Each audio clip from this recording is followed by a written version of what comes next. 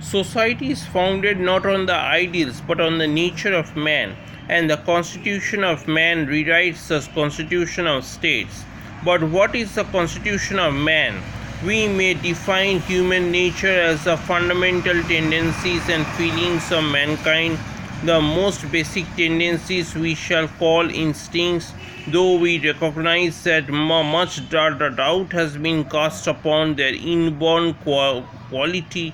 We might describe human nature through the table of character of elements given on the following page. In this analysis, human beings are normally equipped by nature, here meaning heredity, with 6 positive and 6 negative instincts, whose function is to preserve the individual, the family, the group, or the species.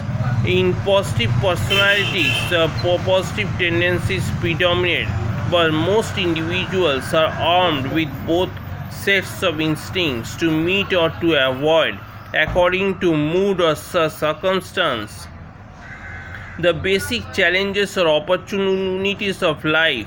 Each instinct generates habits and is accompanied by feelings. Their totality is the nature of man. But how far has human nature changed in the course of history? Theoretically, there must have been some change.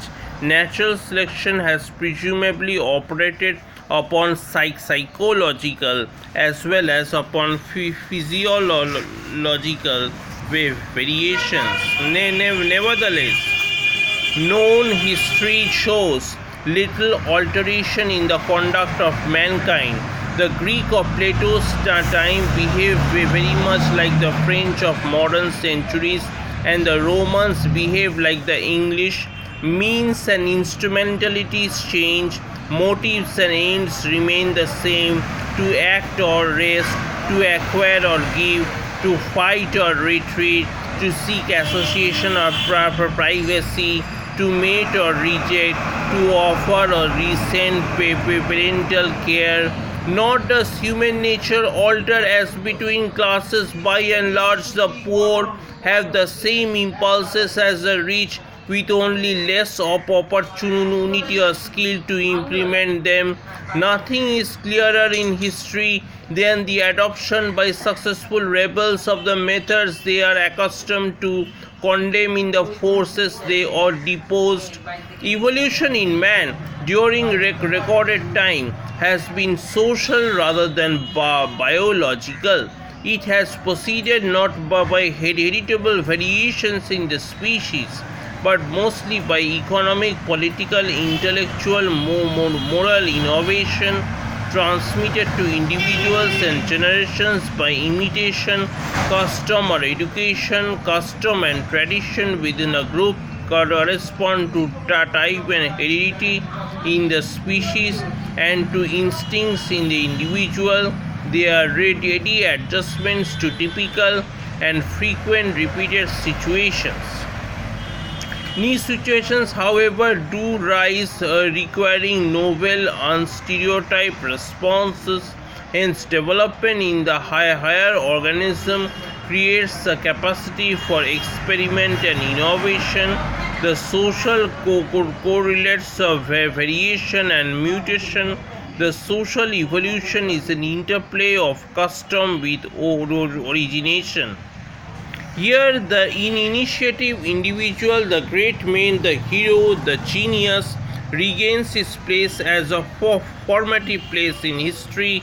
He is not quite the god that Carlyle described. He grows out of his time and land and is a product and symbol of events, as well as the agent and voice. Without some situation requiring a new response, his new ideas would be untimely and impracticable. When he is a hero of action, the demands of his position and the exaltation of Christ develop and inflate him to such magnitude and power as would in normal times have remained potential and untrapped. But he is not merely an effect. Events take place through him as well as around him. His ideas and decisions enter vitally into the course of history. At times, his eloquence, like Churchill's, may be worth 1,000 regiments. His foresight in strategy and tactics, like Napoleon's, may win battles and campaigns and establish states. If he is a prophet like Muhammad, wise is in the means of inspiring men. His words may raise a poor and disadvantaged people to unpremeditated, ambitious, and surprising power. A Pasteur, a Morse, an Edison, a Ford, a Wright, a Marx, a Lenin, a Mao Zedong are effects of numberless causes and causes of endless effects. In our table of character elements, imitation is opposed to innovation, but in vital ways it cooperates with it, and as submissive nature unites with masterful individuals to make the order and operation of a society, so the imitative majority follows the innovating minority, and this follows the originative individual in adopting new responses to the demands of environment or survival. History is the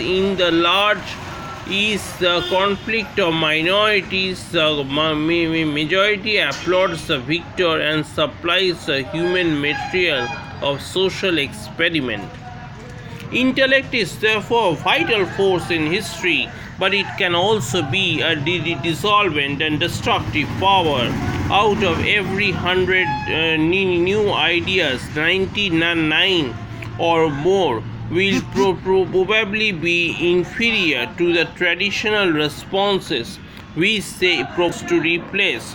No one man, however brilliant or well-informed, can come in one lifetime to such fullness of understanding as to surely judge and dismiss the customs and institutions of this society. For though these are the wisdom of generations, after centuries of experience, experiment in the laboratory of history, a youth boiling with hormones will wonder why he should not give full freedom to his sexual desires, and if he is unchecked by custom, laws, or morals, he may ruin his life before he matures sufficiently to understand that sex is a river of fire that may be banked and cooled by 100 restraints if it is not to consume in chaos both the individual and the group. So the conservative who resists change is as valuable as the radical who opposes it, perhaps as more valuable as roots are more vital than grants.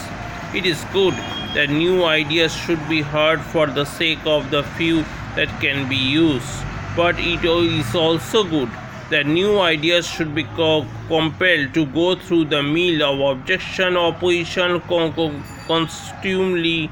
This is a trial heat which in innovations must survive before being allowed to enter the human race. It is good that the old should resist the young, and the young should prod the old out of this tension, as out of this strife of the sexes and classes comes a creative tensile strength, a simulated development, a secret and the basic unity and movement of the whole.